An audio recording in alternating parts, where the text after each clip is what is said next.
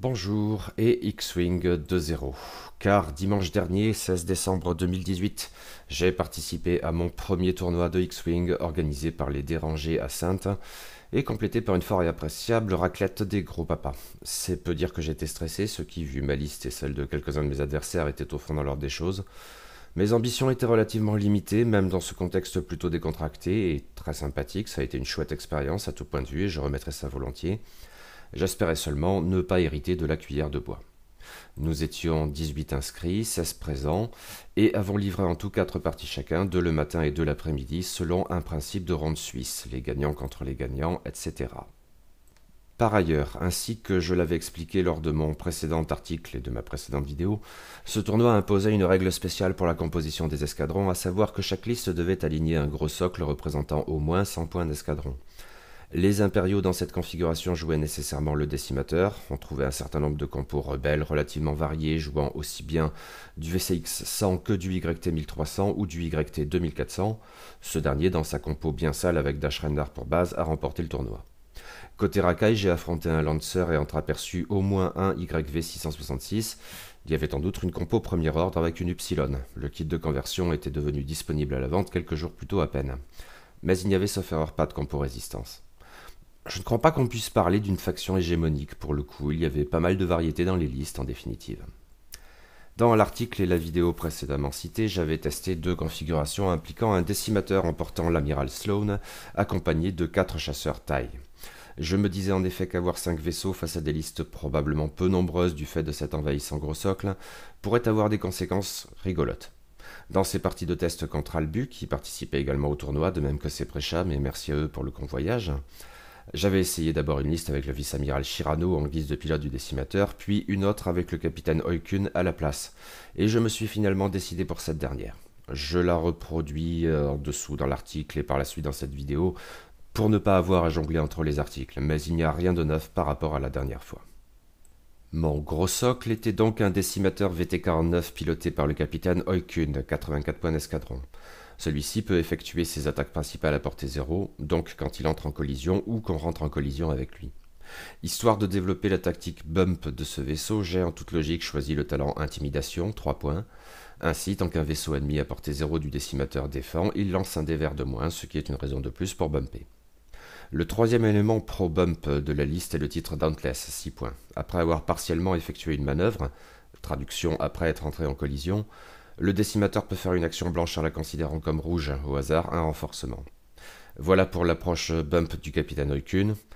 Il va de soi qu'il emporte dans son équipage l'amiral Sloane, 10 points, qui est le véritable cœur de la compo. Dès lors, quand un vaisseau allié à portée 0 à 3 est détruit en défendant contre un vaisseau ennemi, ce dernier gagne 2 marqueurs de stress. En outre, chacun de mes vaisseaux à portée 0 à 3 du décimateur peut relancer un dé d'attaque quand il s'en prend à un vaisseau stressé.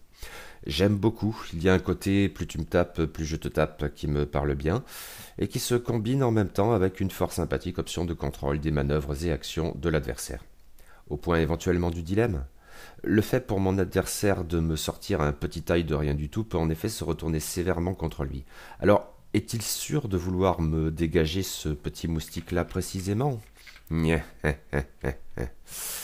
Au passage, j'ai donc tout intérêt à ce que mon adversaire soit stressé, en même temps que je veux éviter les petits dégâts à la con sur mes tailles. Forcément, le choix des obstacles se fait en conséquence et je privilégie systématiquement les débris plutôt que les astéroïdes. Il me restait 5 points d'escadron à dépenser et, à la suggestion d'Albu, je me suis décidé pour les améliorations suivantes. Tout d'abord, un deuxième membre d'équipage qui est un officier tactique, 2 points. Il rend blanche l'action de coordination rouge du décimateur. Ça ne servirait pas toujours, d'autant que le renforcement était un choix plus probable de manière générale, mais en une occasion cruciale, cela pourrait faire la différence. Restait 3 points. Va pour des boucliers améliorés, 3 points d'escadron en raison de la défense de 0 du décimateur. Un bouclier de plus, soit 5 au lieu de 4, là encore cela peut faire la différence, y compris pour le seuil d'acquisition des points. En tout, ce décimateur représente 108 points d'escadron. Ne reste plus que les piou-piou et pour le coup ça va aller vite. 4 chasseurs taille LN qui sont 4 pilotes de l'académie à poil. Chacun de ces vaisseaux coûte 23 points d'escadron et ensemble ils représentent donc 92 points d'escadron. La liste en résumé, avec sur le blog vous trouverez le lien dans le générateur d'escadron officiel. Chasseur taille LN, pilote de l'académie 23, et vous m'en mettez 4 comme ça. Décimateur VT49, Capitaine Oikun 108, Capitaine Oikun, tacticien inspiré 84, intimidation 3, officier tactique 2, amiral Sloan 10, bouclier amélioré 3, Dauntless 6, total 200 sur 200. Allez, on y va. Quelques mots de mes 4 parties. Avec 2 précisions d'emblée, d'une part, un peu speedé par le déroulement du tournoi, je suis un joueur relativement lent et j'avais en outre 5 vaisseaux à piloter, plus que tout autre. Je crois m'en être sorti honorablement à cet égard, à vue de nez, mais... Bon, bref, je n'ai pas pris de photos des parties, va falloir faire 100 une fois de plus. D'autre part, n'étant pas certain que mes adversaires soient figurés dans un article de mon blog, je vais les laisser anonymes pour ce compte rendu, si jamais qu'ils me fassent signe s'ils sont d'accord pour que je change ça. À l'exception de mon dernier adversaire, qui s'est trouvé être l'ami Seprecham. Oh, et autre chose, dans ce tournoi des gros papas, il y avait des règles spéciales qui changeaient à chaque round. Pour le premier round, la dite règle spéciale était élégamment intitulée On va pas se faire chier avec la V2 et permettait d'utiliser les règles de la V1 pour diverses actions. Les tonneaux étaient de nouveau libres, l'acquisition de cibles pouvait échouer, ce genre de choses. J'en ai fait usage notamment pour quelques tonneaux qui ne seraient pas passés en V2. Mon premier adversaire jouait une liste racaille qui alignait 3 vaisseaux. Le gros socle était un appareil de poursuite de classe Lancer piloté par Asajj Ventress. La dite était accompagnée d'un bombardier Skurg H6 piloté par le capitaine Nim. Et j'ai un trou pour le dernier. À vue de nez, je dirais un Y-Wing BTLA-4 à poil, mais je ne suis pas sûr de moi. Je n'avais jamais joué avec ou contre le Lancer et je dois dire que ce gros socle m'a surpris, étant bien plus agile que je ne le pensais et doté d'améliorations très efficaces. Outre qu'Asajj était en mesure de me stresser, alors que, bordel, c'était moi, avec Sloan, qui était censé stresser les autres. La tueuse s'est pour le coup montrée bien plus efficace. À un moment de la partie, mon décimateur avait 4 marqueurs de stress, ce qui prohibait notamment tout renforcement. Ouch. Une chose était claire, par contre, le capitaine Nim était particulièrement menaçant pour moi, en raison de son générateur de sous-munitions. Les bombes sont dangereuses pour toute nuée, mais qui plus est, si un de mes tailles était dégagé par une bombe, le Skurg ne recevrait pas les 2 marqueurs de stress de Sloan. De fait, la liste de mon adversaire était cool, et il l'a très bien joué. Je ne peux hélas pas en dire autant de mon côté. J'ai enchaîné les placements foireux, pour partie parce que les manœuvres d'Asajj me surprenaient en raison de leur relative souplesse, surtout parce que j'étais à l'ouest du début à la fin en fait, et stressé dans tous les sens du terme. Lors d'un tour crucial où j'avais fait particulièrement n'importe quoi, aucun de mes tailles n'a été en mesure de tirer. Plus lamentable encore, vers les derniers tours, j'ai précipité tous mes vaisseaux sur une sous-munition que Nim avait pris bien soin de ne pas faire détonner tout de suite. Lamentable. Du coup, eh bien, je n'ai pas fait grand-chose. Il me semble que je suis enfin parvenu à sortir Nim, mais c'est tout. Mon adversaire, quant à lui, a initié une constante de la journée. Conscient de ce que sortir mes tailles pourrait être problématique avec Sloan dans les parages, ainsi qu'il me l'a dit de lui-même en fin de partie, il a focalisé ses attaques sur mon décimateur. Tous feraient comme lui dans les parties suivantes. Avec ses 12 points de coque et ses 5 boucliers, puisque bouclier amélioré, Oikun avait quelque chose d'une forteresse, mais certainement pas imprenable. Et dès l'instant que je ne pouvais plus faire de renforcement, je perdais plein de points à chaque tour. Clairement, je me suis fait rouler dessus, et j'étais furieux contre moi-même, même si j'ai apprécié de jouer cette partie avec un chouette adversaire, hein. Je ne suis pas ce genre de ronchanchon, promis. Mais on va dire que ça ne commençait pas super bien. 0-1. La règle spéciale du deuxième round accordait à chaque joueur une relance totale, soit d'un de ses propres jets de dés, soit d'un jet de dés de l'adversaire, et ce, une fois dans la partie. J'en ai fait usage, là encore, obligeant mon adversaire à relancer les dés pour une attaque à la torpille à proton particulièrement douloureuse, ce qui a permis à mon décimateur de tenir un peu plus longtemps. Mon adversaire jouait rebelle cette fois, une liste à 2 vaisseaux seulement, Han Solo à bord de son cargo léger YT-1300 modifié, le Faucon Millennium pour le coup, et en dédié plus que compétent, Wedge Antilles à bord de son X-Wing T-65. Bon, autant le dire de suite, hein, ce fut une nouvelle défaite. Cependant, je ne la regrette pas vraiment, je crois que j'ai piloté honorablement, sans faire du moins de grosses boulettes, tout le contraire de la partie précédente.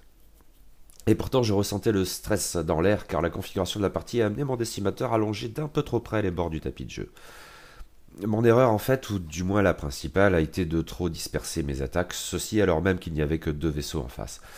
Pour je ne sais quelle raison totalement absurde, je m'imaginais Wedge plus agile et donc plus à même d'éviter mes assauts, et le Faucon moins agile alors que nous avons là le type même du gros socle qui se manœuvre très bien. Du coup en fin de partie, je n'avais pas sorti un seul vaisseau adverse, mais seulement la moitié de chacun. Si je m'étais montré un peu moins timoré, je crois que dégager Wedge aurait été parfaitement envisageable, et même relativement probable avant que la cloche ne sonne. Mon adversaire s'est montré plus régulier, s'en prenant en priorité au décimateur, encore une fois, même s'il m'a sorti également, je ne sais plus si c'était un chasseur taille entier ou deux moitiés. Bon, il l'a donc emporté et c'était pleinement mérité. Mais l'écart des points en fin de partie, s'il était notable, n'était pas non plus déshonorant pour moi, enfin je crois. Reste que ça faisait une deuxième défaite en 2 matchs. Aïe. Autant dire que quand nous avons interrompu le tournoi pour nous requinquer à la raclette, l'hypothèse de récupérer la cuillère de bois me paraissait de plus en plus probable. 0-2. Heureusement, les choses se sont bien mieux passées pour moi dans l'après-midi. Allez savoir, c'est peut-être de m'être alourdi le bide en fromage et charcutaille, histoire de m'inciter à jouer Oikun plus posément, plus tranquillou. Ça doit être ça, hein. Bon, la règle spéciale de cette première partie de l'après-midi était particulièrement couillonne, rigolote. Elle consistait une fois dans la partie à autoriser les gros socles à sortir par un bord de la carte sans que l'on considère pour autant qu'ils aient fui, et à leur permettre de revenir par ce même bord sauf erreur lors du tour suivant. Grosso merdo, cela revenait à donner à tous les gros socles la capacité unique de Moralo et Val, un pilote de cargo léger YV 666. Amusant. Mais je n'en ai pas fait usage cette fois. Quant à mon adversaire, j'affrontais à nouveau une liste rebelle mais très différente de la précédente. Le gros socle était cette fois un cargo léger VCX 100 avec le titre Ghost, piloté par le droïde Chopper. Il était accompagné d'une navette d'attaque avec le titre Phantom et piloté par Hera Syndulla, non arrimé en début de partie, et d'un troisième vaisseau que j'ai une fois de plus oublié, mais il me semble que c'était encore une fois un Y-Wing BTL A4. Je ne suis pas certain d'avoir jamais joué contre le VCX 100 ou la navette d'attaque. En tout cas, je ne l'ai jamais fait en V2. Il y avait toute une mécanique à l'œuvre reposant sur l'arrimage et qui m'était totalement inconnue. J'ai aussi découvert que les 4 dés rouges du Ghost pouvaient faire très mal, si son agilité de 0 le rapprochait mécaniquement de mon décimateur, avec cependant 2 points de coque de moins, et un bouclier puisque bouclier amélioré. Mais d'une certaine manière, la navette jouait un rôle peut-être plus crucial au fond, d'autant que sa tactique de nuée permettait à Chopper, d'une initiative de 2 seulement en temps normal, de frapper avant mon Oikun et bien plus lourdement. Mon adversaire a plus que jamais adopté la tactique tout sur le décimateur, au point où aucun de mes tailles n'a été sorti, ni même sauf erreur été seulement endommagé. Dès lors, comme mon adversaire faisait en sorte de ne pas se stresser par des manœuvres ou des actions rouges, mon amiral Sloane, le cœur de ma compo à plus d'un titre, n'a pas eu le moindre effet durant toute cette partie. Sinon un effet dissuasif qu'il faut certes également prendre en compte. Ceci dit, la multiplicité des petites attaques de mes tailles a quand même joué en ma faveur. Et du coup, je l'ai emporté. Je crois que mon adversaire s'est mis en difficulté quand, en une occasion, il a choisi d'arrimer le fantôme au Ghost. Cela lui offrait des capacités sympathiques, mais le déroulement de la partie a bientôt rendu cette situation intenable. Quand mon adversaire a voulu déployer sa navette d'attaque, un obstacle mal placé, ou bien placé, c'est selon, l'en a empêché. Au tour suivant, j'ai achevé le VCX 100, contraignant mon adversaire à un déploiement d'urgence de la navette, qui était déjà assez lourdement endommagée, et ceci tout près du bord du tapis de jeu. Et là, il a fait avec sa navette une manœuvre de sortie arguant de la règle spéciale de cette troisième manche, sauf qu'elle ne s'appliquait qu'au gros socle. Du coup, la navette a bel et bien fui la partie. Cela dit, elle n'avait plus, je crois, qu'un seul point de coque à ce stade. Restait le troisième vaisseau rebelle que j'ai fini par dégager. Pour ma part, je n'avais perdu que la moitié du décimateur. Victoire, enfin. Et avec un gros écart de points, ça faisait du bien quand même. 1-2. Restait une dernière partie. À vrai dire, je n'avais pas conscience que ce serait la dernière. Très franchement, je n'ai pas vu le temps passer. Règle spéciale, une fois dans la partie, chaque joueur était en mesure de faire à n'importe lequel de ses vaisseaux et à n'importe quel moment une action de son choix, même ne figurant pas dans sa barre d'action. Le décimateur qui fait un tonneau, le X-Wing qui se renforce, allons bon. Mais il y avait une condition, quand le joueur faisait cette entourloupe, il était requis de brailler « C'est qui le papa ?» Allons bon. Je n'en ai pas fait usage, j'évite de brailler de manière générale, je suis intimide. Cette dernière partie avait une autre particularité, pour moi j'y affrontais le camarade Seprecham, qui avait aligné une liste impériale assez proche de celle que j'avais évoquée et qui avait tout raflé la dernière fois que nous avions joué ensemble, en nous échangeant ces listes par ailleurs. Vous voyez l'article et la vidéo aussi sur YouTube. Pour le coup, il y avait donc 3 vaisseaux impériaux, un décimateur VT-49 piloté par le capitaine Oikun en mode bump, et donc très proche du mien, Sloane en moins, un TIE CA Punisher qui n'était autre que Redline, là où il s'agissait de Death Rain dans la précédente liste, et en complément un chasseur taille Helen, à savoir Gideon Ask contre Scourge Scutu précédemment. Il était clair pour moi que la principale menace me concernant était Redline. Ses torpilles à protons étaient très inquiétantes pour mon décimateur, et les charges sismiques balancées avec un simulateur de trajectoire pouvaient vite s'avérer fatales pour mes tailles, en empêchant en outre Sloane de produire son effet. Et là, Presham a joué de malchance. Il a voulu coordonner son Punisher pour lui faire effectuer une accélération avant sa manœuvre, mais à un poil d'Ewok près, cela faisait atterrir Redline sur un débris. L'action échouait donc. Mais le problème était que la manœuvre prévue par Presham tablait sur la réussite du boost. Là, cette manœuvre l'a du coup fait atterrir sur ce même débris. Il a donc subi un marqueur de stress, alors que mes tailles étaient dans les parages, bénéficiant de l'effet de l'amiral Sloane. Je ne me suis pas privé de tout balancer sur le Punisher, et l'ai rapidement sorti. La perte précoce de ce vaisseau crucial a largement influé sur la suite de la partie, et j'ai pu dégager sans trop de soucis l'Oilkun de mon adversaire. Dès lors, les dés étaient jetés, si j'ose dire, nouvelle victoire pour ma pomme. 2-2. L'après-midi m'a donc été autrement favorable que la matinée.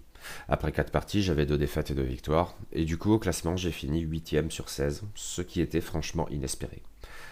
Ces parties, les défaites comme les victoires m'ont enseigné pas mal de choses, y compris concernant Balliste.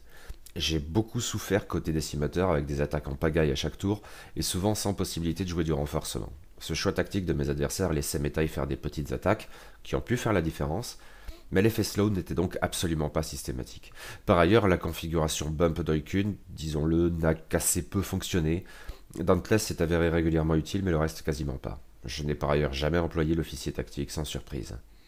En face, j'ai pris la mesure de Nîmes et d'Asajj, si j'avais déjà pratiqué Han Solo et Wedge Antilles.